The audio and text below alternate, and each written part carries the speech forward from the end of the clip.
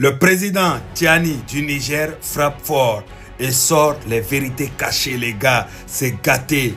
Est-ce qu'on va se diriger vers une guerre?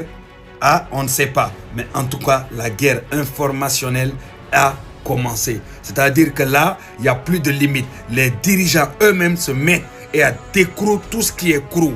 Les gars, écoutez très bien. Écoutez très bien. C'est la première partie. C'est très long. Donc, il y aura plusieurs parties. Mais écoutez très bien pour comprendre.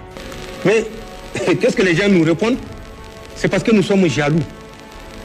Fils de là. Comment pouvons-nous être jaloux d'un pays africain qui réussit?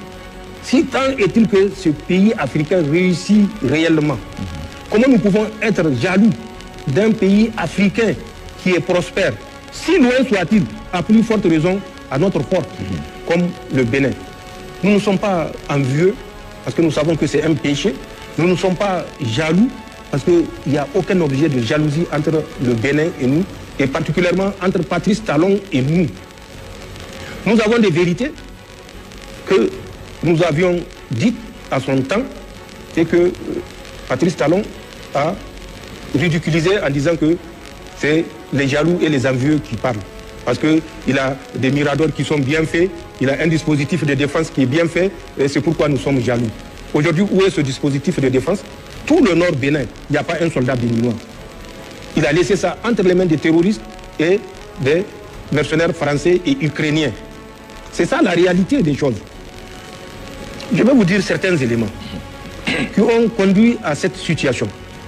La première, connue de tout le monde, c'est cet embargo où Patrice Talon s'est agité, précipité pour fermer des produits pharmaceutiques qui avaient fini les formalités. Il les a fait bloquer. Des vivres périssables, il les a fait bloquer sur le pont.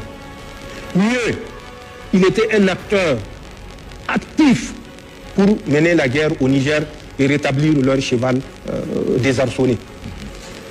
Vous avez tous vu, c'est le président du Niger lui-même qui sort et qui fait ces accusations-là. C'est-à-dire qu'ils sont en pleine guerre informationnelle. C'est-à-dire qu'ils sont là pour pouvoir dire les réalités. Parce qu'ils ont compris que il y a une manipulation qui se passe aussi. Oui, il y a une guerre des réseaux et autres qui fait qu'au jour d'aujourd'hui, si la population suit, écoute trop ceux qui sont sur Internet, ils peuvent tomber dans des excès ou voilà, commencer à croire des choses qui ne sont pas vraies. Donc, ils se retrouvent dans l'obligation de maintenant eux-mêmes sortir et venir dire les vérités en disant que nous, c'est officiel, c'est nous-mêmes, nous faisons les accusations. Ceux qui ne sont pas d'accord n'ont qu'à nous attaquer devant les instances, on viendra ramener nos preuves.